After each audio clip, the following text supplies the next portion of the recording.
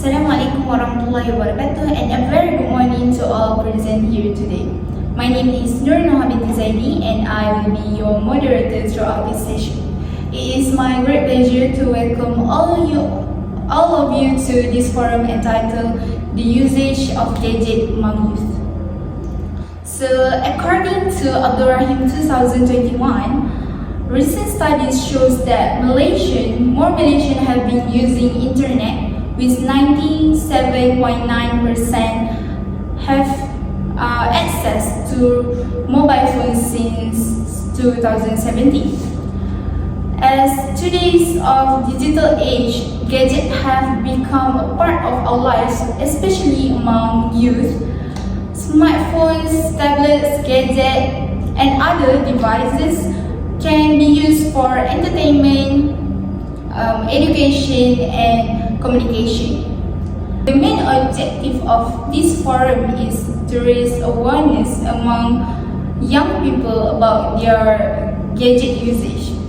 So we have our panelists here today to present their perspective based on different areas, including health, education, and personal development.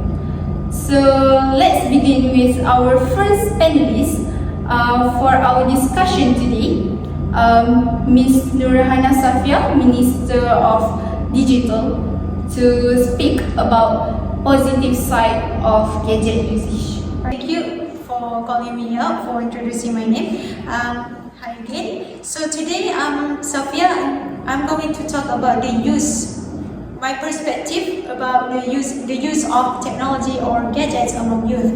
So nowadays, we all are familiar with editing tools such as CapCut, Canva, and PowerPoint, right?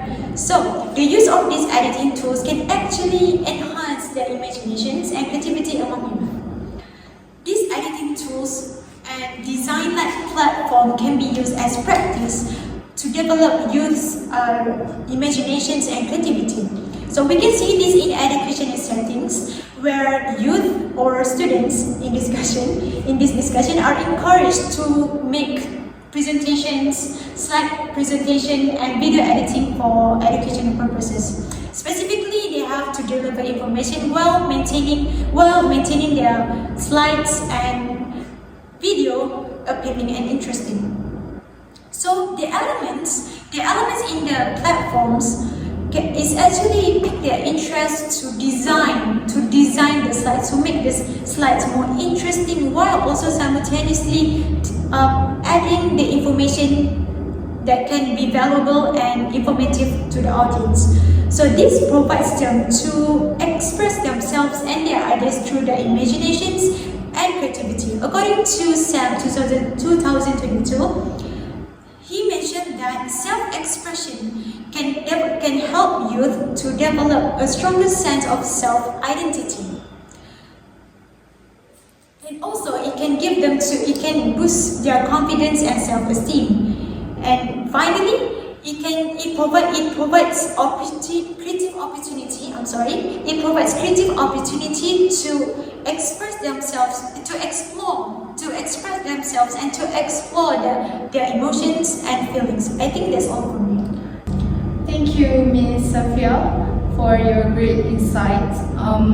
It's interesting to see how gadgets, when we use wisely, it can be used for creativity and our imagination. So now let's move on to Ms. Nur Ezrin Anis, Minister of Communication, who will be talking about the concerning side of gadget usage. Okay, thank you, Noha, our amazing moderator for today. So, speaking of the usage of digital device or technologies among youth, I want to highlight the risk it presents towards certain individuals, which are ADHD patients. So nowadays, people use digital technologies or digital gadgets in their daily life to assist their routine and make it easier.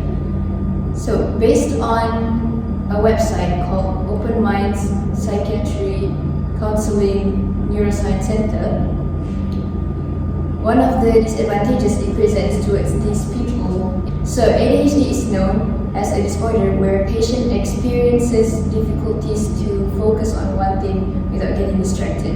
So the usage of digital devices or technologies among these people could affect negatively on their focus or attention level in completing tasks.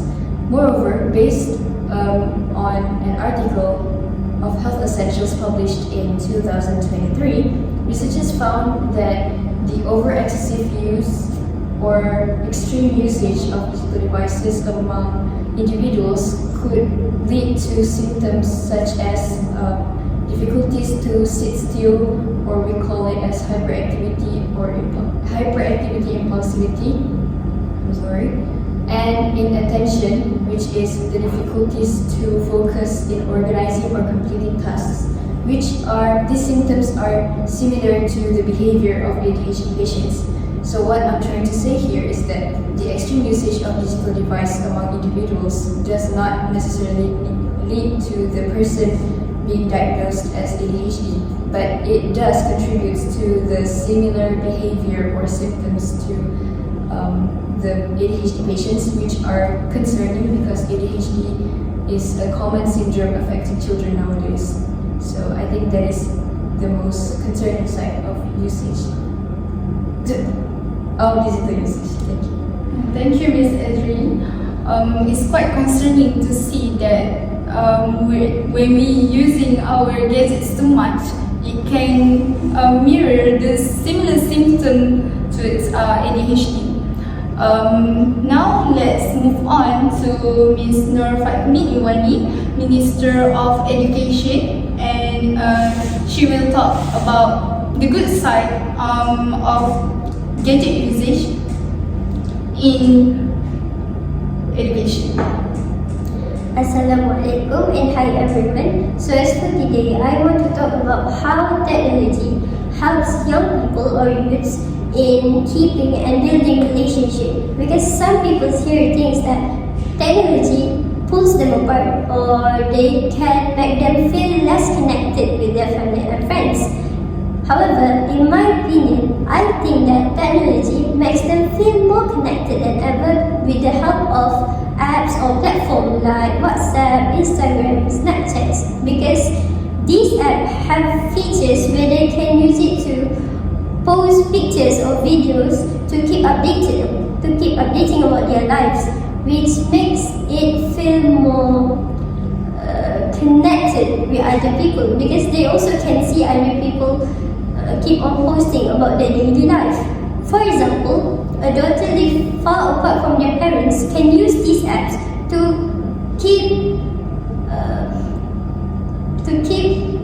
communicating with each other.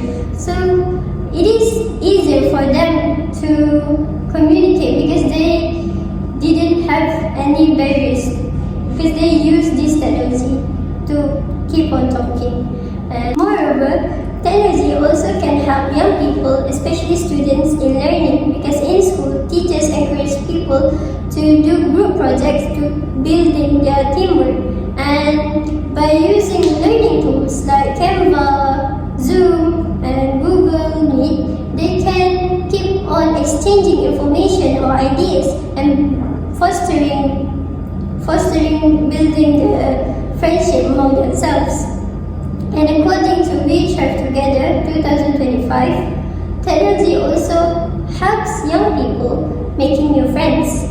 Social media, online games, and group chats can help them looking or searching for friends who have the same interests or hobbies like sports and arts. And this is very useful, especially for those who are shy or introverts, because they doesn't seem to have the initiative to talk with people in real life, so they can use the technology to make new friends. Therefore, I think technology really does help in building and keep relationship between young people. And instead of looking on the darker side of technology, why don't we look on the brighter side of it and let's just use technology for good use. That's all for me. Thank you, Ms. Fanny. That's a really good perspective. Gadgets clearly we can connect with more people when we use wisely. Last but not least, we move on to Ms. Afika, Minister of Health. She will be talking about the dark side of gadget usage after many years, especially regarding of health. Yes, Assalamualaikum warahmatullahi wabarakatuh, and thank you for having me here. I believe that there are significant health risks in gadget use among youth that we mustn't overlook. Children who excessively use gadgets to the point of refusing to do activities that are crucial for their physical developments are more prone to develop musculoskeletal and vision problems.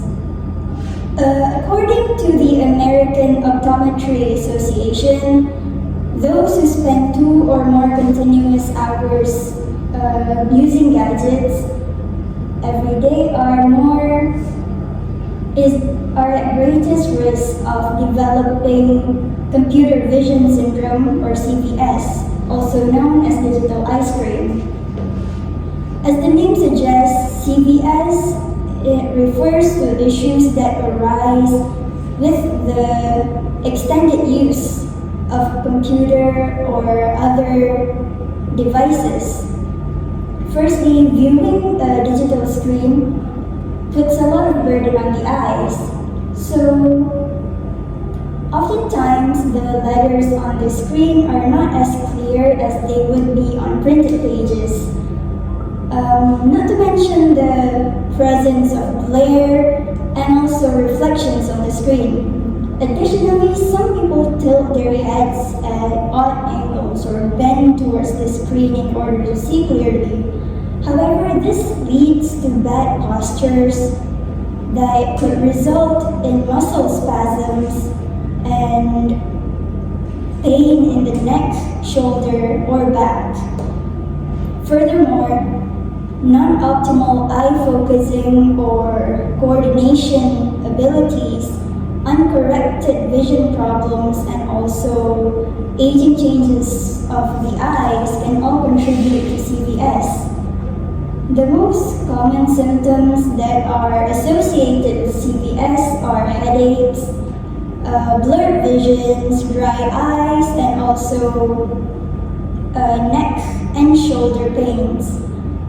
These symptoms can all continue even after stopping gadget use. So, if we do nothing to address the cause of the problem, then these symptoms will continue to recur and even worsen over time. So that's my opinion on the topic. Thank you, Ms. Afika. Your point clearly can give us a reminder that gadgets cannot just help us, but they also come with risk to it. So, as we have come towards the end of our forum, I would like to take a reflect on what we have discussed today. So, our panelists have shown us that gadgets are not just a tools. They are part of our daily life, our studies, and our personal growth. To conclude, today's discussion have clearly shown us that gadgets are neither completely good nor bad. They can boost creativity, support learning, but they also come with physical and mental health risks. So, what matters the most is how we use them and how we are making sure to make it balanced. So, as the saying goes, use it and don't let it use you.